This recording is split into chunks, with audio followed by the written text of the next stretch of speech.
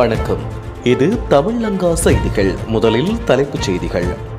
வெளிநாடு ஒன்றிலிருந்து தப்பியோடும் இலங்கையர்கள் சிக்கப் போகும் பெருந்தொகை தங்கம் மற்றும் பணம். மற்றொரு உயர் அதிகாரி பதவி விலகுவதாக தகவல்.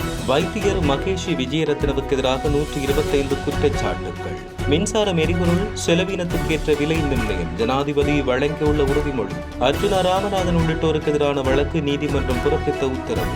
2 நீதிமன்றங்களில் தேடப்படும் பஸ்ஸில் சிஐடி அதிரடி பாய்ச்சல். வெசாக் தினத்தை முன்னிட்டு 61 கைதிகளுக்கு ஜனாதிபதி பொது மன்னிப்பு. ஒழுக்காற்று நடவடிக்கை காரணமாக போக்குவரத்து சபையில் சுமார் 500 சாரதிகள் இடைநீக்கம். துபாயில் மறைந்திருக்கும் குற்றவாளிகளை கைது செய்யும் நடவடிக்கைகளை அந்நாட்டு போலீசார் தீவிரப்படுத்தியுள்ளனர். இதையடுத்து அங்கு தலைமறைவாக இருக்கும் இலங்கை பாதாள உலக குற்றவாளிகள், போதைப்பொருள் கடத்தல்காரர்கள் உள்ளிட்ட பல்வேறு குற்றங்களுடன் தொடர்புடைய நபர்கள் கடும் அதிர்ச்சியடைந்துள்ளனர். இந்நிலையில் அங்கிருந்து தப்பியோட முயன்று வருவதாக தகவல்கள் வெளியாகியுள்ளன. ஈரானுக்கு ஆதரவாக பல்வேறு செய்திகளை உருவாக்குதல் மற்றும் அரபு நாடுகளுக்கு எதிராக நடத்தப்பட்ட தாக்குதல்களை வீடியோ எடுத்து சமூக ஊடகங்களில் வெளியிட்டமை போன்ற குற்றச்சாட்டின் கீழ் துபாயில் தங்கியிருந்த இலங்கை நாட்டவர்கள் சிலர் தற்போது அந்த நாட்டு போலீசாரால் கைது செய்யப்பட்டுள்ளதாக தெரிவிக்கப்படுகின்றமையும் குறிப்பிடத்தக்கது. இலங்கை கைத்தொழில் அபிவிருத்தி சபையின் தலைவர் தன்னுடைய பதவி விலகல் கடிதத்தை சமர்ப்பித்துள்ளதாக தெரிவிக்கப்பட்டுள்ளது. தேசிய மக்கள் சக்தி அரசாங்கம், குறிப்பாக தேசிய மக்கள் சக்தி அரசாங்கத்தினுடைய பதவிக்கு வந்த பின்னர் கைத்தொழில் அபிவிருத்தி அமைச்சின் கீழ் செயற்படும் இலங்கை கைத்தொழில் அபிவிருத்தி சபையின் தலைவராக ரவி நிசங்க நியமிக்கப்பட்டிருந்தார். இந்நிலையில் அவர் தற்போது தன்னுடைய பதவியை விலகல் செய்வதாக தெரிவிக்கப்பட்டுள்ளது. தனிப்பட்ட காரணங்களை முன்னிறுத்தி தன்னுடைய பதவியிலிருந்து அவர் விலகுவதற்கு தீர்மானித்துள்ளதாக தெரிவிக்கப்பட்டுள்ளமையும் குறிப்பிடத்தக்கது. நோயாளிகளுக்கு அறுவை சிகிச்சை உபகரணங்களை அதிக விலைக்கு விற்று ஊழல் செய்ததாக குற்றம் சாட்டப்பட்ட வைத்தியர் மகேஷி விஜயரத்னவுக்கு எதிராக 125 குற்றச்சாட்டுகள் முன்வைக்கப்பட உள்ளன. லஞ்ச ஒழிப்பு ஆணைக்குழுவின் அதிகாரிகள் குறித்த தகவலை வெளியிட்டதாக கூறப்படுகிறது.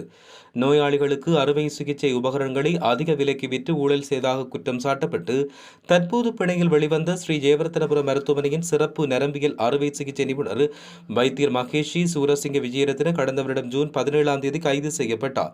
அதன்பின் தற்போது அவர் பிணையில் விடுதலை செய்யப்பட்டுள்ளதாக தெரிவிக்கப்பட்டுள்ளமையும் குறிப்பிடத்தக்கது. மின்சாரம் மற்றும் எரிபொருள் என்பவற்றுக்கு செலவினத்துக்கேற்ற விலை நிர்ணயத்தை மீண்டும் கொண்டுவர அரசாங்கம் செயல்பட்டு வருவதாக ஜனாதிபதி அனுரகுமார திசாநாயக்க சர்வதேச நாணய நிதியத்துக்கு தெரிவித்தார். இது தொடர்பில் அந்நிதியத்துக்கு அனுப்பிய கடிதத்தில் இவ்வாறு தெரிவித்தார். இலங்கைக்கான சர்வதேச நாணய நிதியத்தின் விரிவாக்கப்பட்ட நிதி வசதியின் 5வது மற்றும் 6வது ஆய்வுகளை நிறைவு செய்து அங்கீகரிப்பதற்காக சர்வதேச நாணய நிதியத்தின் செயற்குழு மே 27 அன்று நடவடிக்கைகளை மேற்கொண்டது.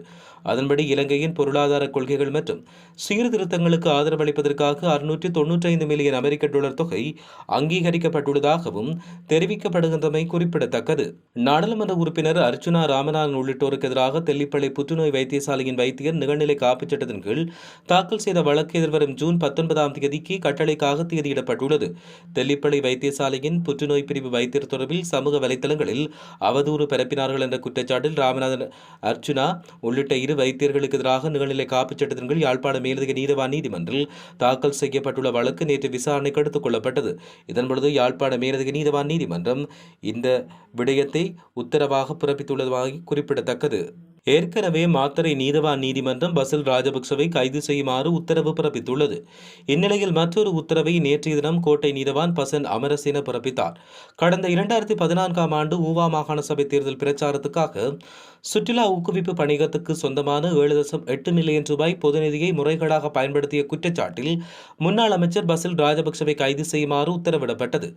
எனினும் இவர்களை கைது செய்வதற்காக குற்றப்புலனாய்வு திணைக்கள அதிகாரிகள் வீடுகளுக்கு சென்றபோது சந்தேக நபர்கள் எவரும் அங்கு இருக்கவில்லை என்று நீதிமன்றத்தில் தெரிவிக்கப்பட்டது. இந்நிலையில் அரச நிதியில் 12,000 டி-ஷர்ட்டுகள் அச்சிடப்பட்டதாக குற்றப்புலனாய்வு திணைக்கள நீதிமன்றத்தில் சுட்டிக்காட்டப்பட்டுள்ளது. அந்த டி-ஷர்ட்களின் ஒரு பக்கத்தில் முன்னாள் ஜனாதிபதி மஹிந்த ராஜபக்சவின் புகைப்படமும் மறுபக்கத்தில் அரசியல் கட்சியொன்றின் பெயரும் அச்சிடப்பட்டு மொன்றாகலை மாவட்டத்தில் நடைபெற்ற அரசியல் பொதுக்கூட்டம் மற்றும் பிரச்சாரத்தில் அவை விநியோகிக்கப்பட்டுள்ளமை விசாரணைகளில் தெரிய வந்துள்ளதாகவும் குறிப்பிடப்படுகிறது. வெசாக் பூரண தினத்தை முன்னிட்டு இன்று ஜனாதிபதி அனுரகுமார திசாநாயக்கவால் 61 சிறை கைதிகளுக்கு ஜனாதிபதியின் பொது மன்னிப்பு வழங்கப்பட்டுள்ளது. அவர்களில் 33 கைதிகள் இன்று விடுதலை செய்யப்பட உள்ளதாக சிறைச்சாலை ஊடக பேச்சாளரும் சிறைச்சாலை ஆணையாளருமான ஏசி கஜநாயக்க தெரிவித்தார். அரசியலமைப்பு 34வது பிரிவின் கீழ் ஜனாதிபதிக்கு வழங்கப்பட்டுள்ள அதிகாரங்களுக்கு ஏற்ப குறித்த சிறை கைதிகளுக்கு இவ்வாறு ஜனாதிபதி பொது மன்னிப்பு வழங்கப்படவுள்ளதாக தெரிவிக்கப்படுகின்றமையும் குறிப்பிடத்தக்கது. பல்வேறு ஒழுங்கு பிரச்சினைகளின் காரணமாக இலங்கை போக்குவரத்து சபையில் சுமார் 400 முதல் 500 சாரதிகள் இடைநீக்கம் செய்யப்பட்டுள்ளமை தெரிய வந்துள்ளது.